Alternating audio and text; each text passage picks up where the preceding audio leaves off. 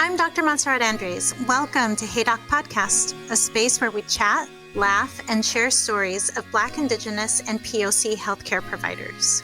We inspire young folks to become doctors, deepen connection in our community, and dive into the complexities of our stories. This podcast is designed to be listened to, watched, liked, and shared. While you're listening, pop over to Instagram and TikTok to see photos, quotes, and these doctors busting a move. And don't forget to subscribe so you don't miss an episode, and please leave us a review. All right, let's get started. Luvjonez, kick us off with a beat.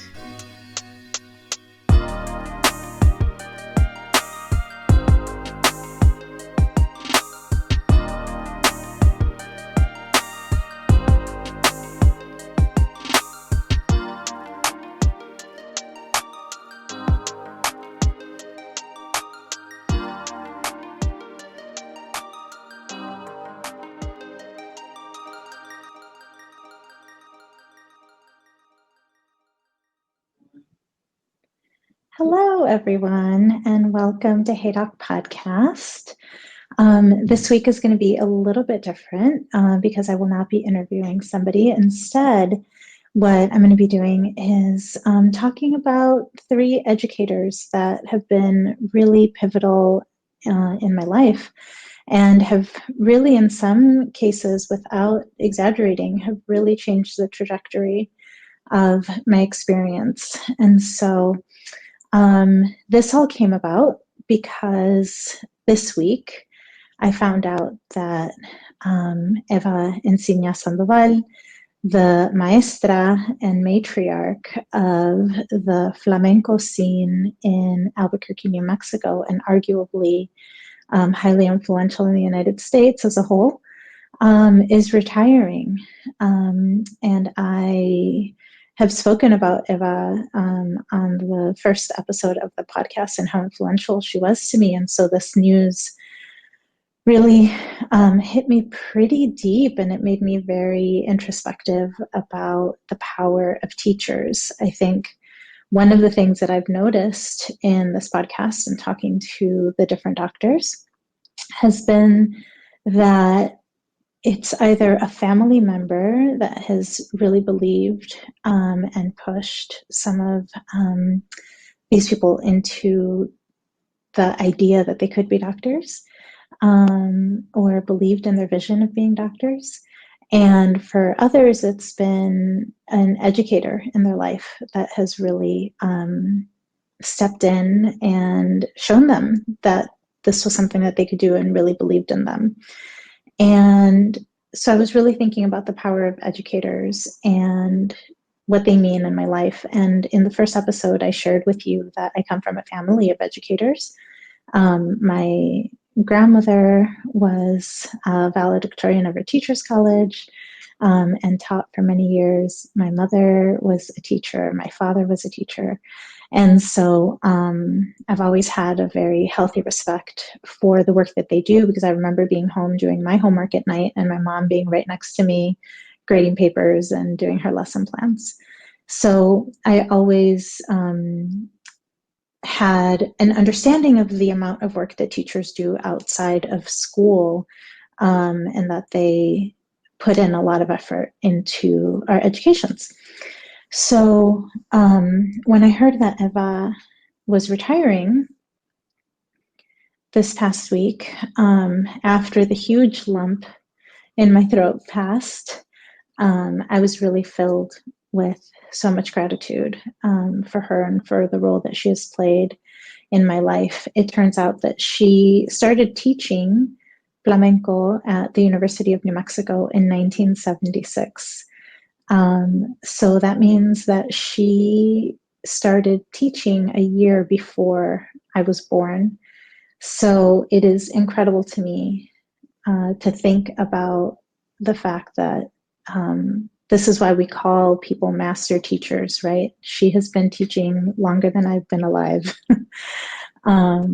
And it shows there is a very special magic about people that devote their lives to educating others and passing on their knowledge. So in today's episode, I will be talking with you about Bob King.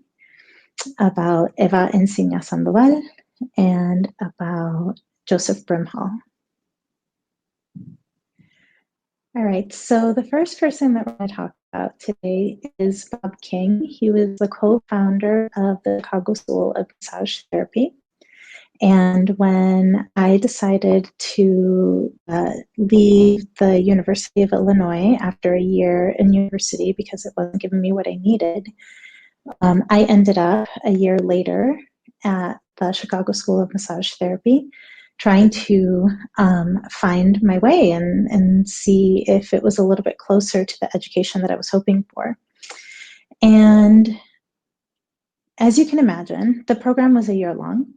And at the time, they had an exit massage. And the exit massage was that prior to graduating, you needed, as a student, to get signed off by a faculty member.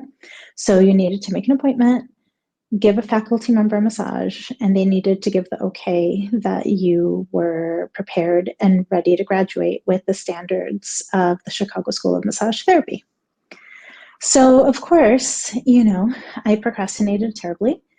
And in the end, I decided that I thought it would look really great if I could say that I tried to do my exit massage with Bob King, the founder of the school, that it would make me look good to say that I tried to do that, even though it was the week before it was due.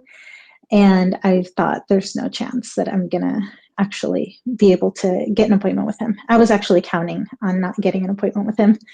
And so I remember calling his secretary, who is Annie, one of the funniest people I've ever known in my life. And I was like, "Oh, Annie, hi, this is Montserrat. I have to do my exit massage, and I was just wondering if Bob King would be available." And she was like, "Sure, when do you want to do it?" And I was like, "Oh, well, it has to happen this week because it's due by the end of the week." And she was like, "Oh, yeah, I'm aware. And considering that it's, on such a short timeline, why don't you just tell me what day and time you can be here? Because Bob King clears his schedule to make himself available to students." And there was silence on my end of the phone, and Annie just starts laughing.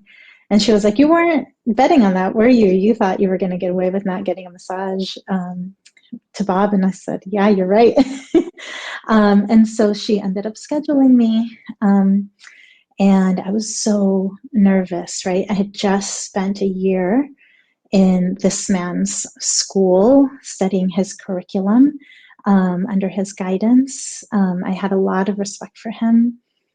And so I remember walking into the student clinic and being really nervous, and walking back into the treatment room and trying to, do a little bit of history to find out contraindications, all the things that I had been taught.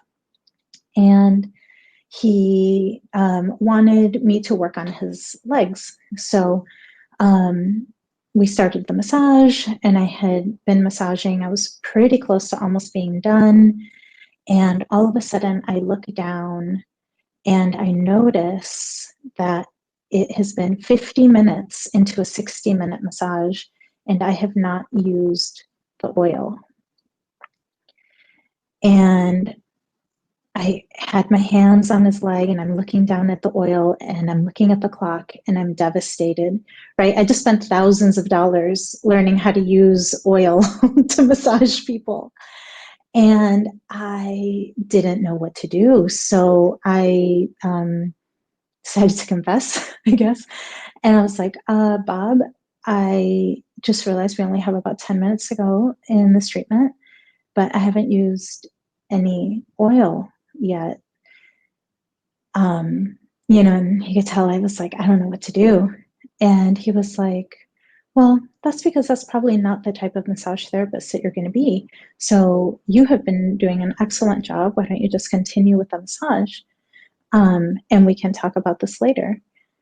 And I thought, oh, that is a really gracious way of being like, you're in major trouble later. But instead, to my surprise, he gave me this book. So for those of you that are listening instead of watching, I'm holding up Performance Massage by Bob King. And it is a muscle care for physically active people. And in the book, none of the techniques require oil. Most of them are either done through clothes or directly on skin as myofascial work. And he said, you should never try to be anything that you're not. You have an affinity for this type of work. And this is probably the kind of work that you're going to end up doing. And when I look at that book now, it was so predictive. And I feel like that really encompasses my relationship with Bob King. I feel like he saw a future for me that I still haven't even achieved. He was, from the very beginning, extremely supportive of me. After I graduated from the school, I came back. I wanted to stay connected with the school, so I started tutoring with the Student Services Department. And the people that I was tutoring were actually, the students were in danger of being dropped from the program for low performance in their academics. And so the school would assign them a tutor as a last resort to try to help them make it through the program. So I was that tutor, and I would do my tutoring sessions in the basement of the school. One of the things that was significant about being in the basement is that that's also where Bob King's office was. So the ceilings or the walls didn't go all the way up to the ceiling. And I never knew when he was in his office or not, because I would just go down for about an hour at a time to tutor. But it turns out that he heard me tutoring students many, many times. And he started basically telling me that he wanted me to start teaching in the program. And I thought that that was a terrible idea. I was like, Bob, I'm too young. At the time, I was like maybe 22. I was like, nobody is going to listen to me. I am not interested in teaching people that are older than me. There are already so many great instructors in this program that are older and wiser, and I just didn't feel like I had anything to offer. But he persisted for a number of years as I continued to work there and tutor, and he said, no, I really want you to work and teach in this program. And so eventually he wore me down. And I started teaching introductory courses, and then eventually as a TA in the regular program, and eventually as a lead instructor, and eventually further on into continuing education classes and such. But he always thought that I had a voice that would be important for students to see and to hear. And he knew about my family's history with my great-grandmother and my grandmother having holistic histories. And so I felt very seen by him, and also very supported.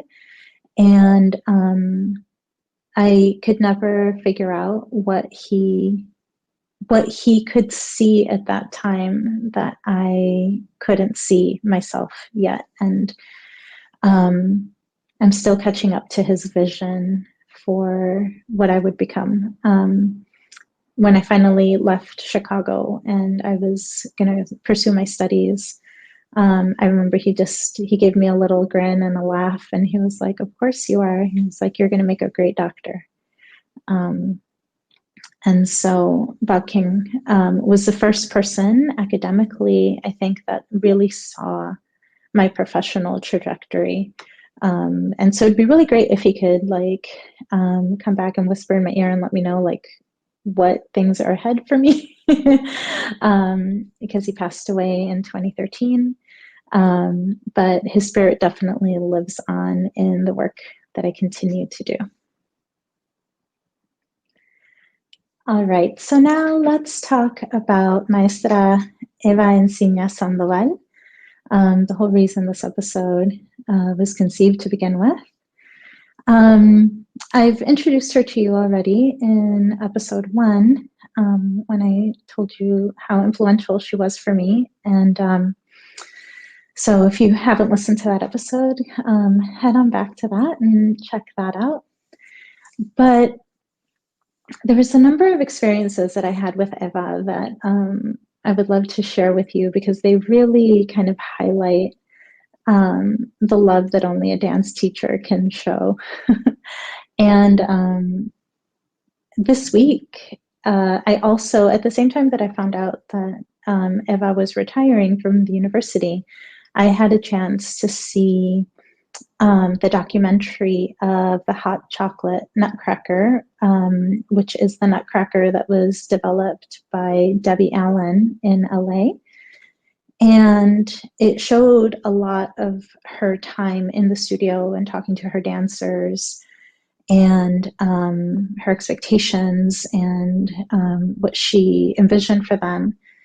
And it made me really emotional to watch that documentary because I was like, do all these master teachers like get sprinkled with the same love sauce? You know, I can't think of any chemistry teacher, for example, that could be like in my face while I was trying to figure out something on like a formula on the whiteboard and like yelling at me that I'm being lazy in my thinking, or being in a drawing class and being like, your shading is all wrong, you're lazy, you know. Dig deeper. There's something so incredibly special about dance classes because you are really just in your most raw form, and your teachers get to know you and your will and your strength in such an intimate way. And they can actually sit there while you're sweating, working your butt off, and yell in your ear and say you're being lazy and I won't tolerate it, you know, get it together and make this happen. And so one example of this amazing dance teacher love is I'd gotten a new pair of flamenco shoes. And flamenco shoes are notorious for being difficult to break in, especially as you're trying to figure out the right style, the right size, the right brand for your feet. So the blisters that you get when you have new shoes are epic. And not only did I have about a quarter size blister on the inside of my heel, but I continued to dance through it. So then I got a second blister, and this second blister was actually a blood blister. So I had a blood blister inside a quarter-sized blister on my foot, and I thought, okay, I'm not dancing today. And Eva would say that she didn't mind us not dancing, but we still had to come to class. So if we weren't feeling well, if anything was going on, you didn't have to dance, but you still needed to show up. So in I go, hobbling in, and I sit down at the front of class, and she comes by and she's like, why aren't you dancing today? And I was like, oh my gosh, Eva, you know, look at my foot. And I point down at the blood blister inside of a blister, and she looks down and she looks at me. And she was like, that's why you're not dancing?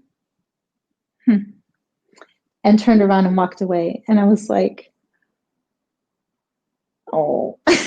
So the very next day, or actually that night, I went home, I popped the blisters, I drained them, I threw some moleskin on them, and I was back in class because the level of disappointment at was too high. So yeah, definitely that blood blister was not enough of an excuse not to be dancing. Another day I complimented Eva because one of the things that really stands out about her technique is her absolutely gorgeous upper body carriage and the way that she holds her arms when she's dancing. And I said, Eva, like, I really hope, if nothing else, that what I am able to take from your classes is your beautiful carriage and arm work. And she said, well, Linda, you know, the reason I have this is because I had a back injury and I was so injured that I couldn't dance and had to wear a brace. So the only way that I could dance was to have a chair in the studio and not move from my ribs down, but instead just hold my body and use my arms in order to be able to dance. She was like, so I hope that you never have a reason to have such a beautiful carriage and use of your arms. And one of the things that demonstrated to me was how dancing wasn't really an option, you know, no matter what was going to happen in her life, she was going to find a way, she was going to make a way. She used that opportunity to make this other component of her dance better than it had been before. And so to be able to see the evidence of that so clearly later really helped me to realize that if there's something that you really want to be doing with or in your life, sometimes it's maybe not the most direct, clear thing that you will end up doing, but instead sometimes you have to get creative and literally shift things around so that you can continue doing the things that you love. But it definitely showed me her tenacity, you know, and also the knowledge that it was going to be temporary. She was going to be back on her feet at some point, and so she couldn't waste that time. You know, she needed to continue to perfect her art. And so I had a lot of respect for that. And another thing, or another anecdote of Eva's is that she was relentless when she found something that was in your technique that just drove her crazy. It was like every day that you were in class, it was brought to your attention that you still needed to be doing this work. So for me, and for many others, but for me, it was my base arm, right? So the way that I would hold my arm really irritated her. And it was, you know, it would just be constant from across the room. It would be, Montse, pick up that base arm, you know, and I'd just be like, oh, how can she see me? I'm behind 3 people. All right, you know, get my arm up. And I remember the day when she came by and she was looking straight at my arm and I thought, oh, am I doing it? And she looks at me and she goes, good. Now please fix that wrist. And I thought, it's just never over, you know? And that's one of the things that as soon as you accomplish your goal, right? As soon as you make a stride and reach an ideal that you had, then there's no time to waste. There's so much more to do. And so you have to just go on to the next thing, you know? And I think to this day, I'm still very leery of people that are very easy with compliments. Because in dance, it's about the way that you show love is by helping people with the next thing that they need to work on to be stronger, better, more artistic, right? So her ability to switch immediately, as soon as I got something that she wanted me to understand, it was like, great, now let's get you on. Finally, I'm glad we don't have to talk about that anymore because you have all this other work to do. So one of my favorite things with class with Eva was that we would be, dripping in sweat by the end. You can imagine we're dancing in the desert of New Mexico. We'd be working for 2 hours. We were just puddles of sweat. And Eva would be, demanding to the end. And once you were just completely spent and had nothing more to give, she would just give everyone a little look and laugh in a way that I cannot replicate, because the laugh is very uniquely Eva's. And she'd put her finger in the air and she'd be like, "See you tomorrow." And off she would walk, because she had more energy than anybody else I know. And I still have that image in my mind of, yeah, you worked really, really hard today, and this probably hurt and it was painful, but you'll be back. And if you want to see what that energy looks like, definitely watch that Debbie Allen documentary. But I'm so grateful to be able to celebrate the really fruitful and impassioned career, and to have benefited from the great teachings that Eva had to offer. All right, so the last educator that we're going to talk about today that had a really profound influence in my life was Dr. Joseph Brimhall. He is a chiropractor and president of the University of Western States. And when I was a student in my second year, I became president of the Associated Student Body. And one of the things that I had to do to fulfill my duties with this is that I had a meeting monthly with Dr. Brimhall, and it was a one-on-one, and we would get to discuss all different types of things that were happening with the students, with the school, with the administration, because I was basically the liaison between the administration and the students. And so we had a lot of very great conversations. It was definitely an honor to be able to spend an hour a month of just one-on-one FaceTime with this incredible educator. And, by the time I got to school and to Dr. Brimhall, a lot of the work had already been done on, Bob King had already gotten a hold of me and really seen and supported my professional growth. And Eva really helped me gain my fortitude and find my inner strength. And so by the time I got to Dr. Brimhall at the University of Western States, I needed something a little bit different. And I didn't even realize it at the time. What I needed was the confidence of leadership. And especially once I became president of the student body,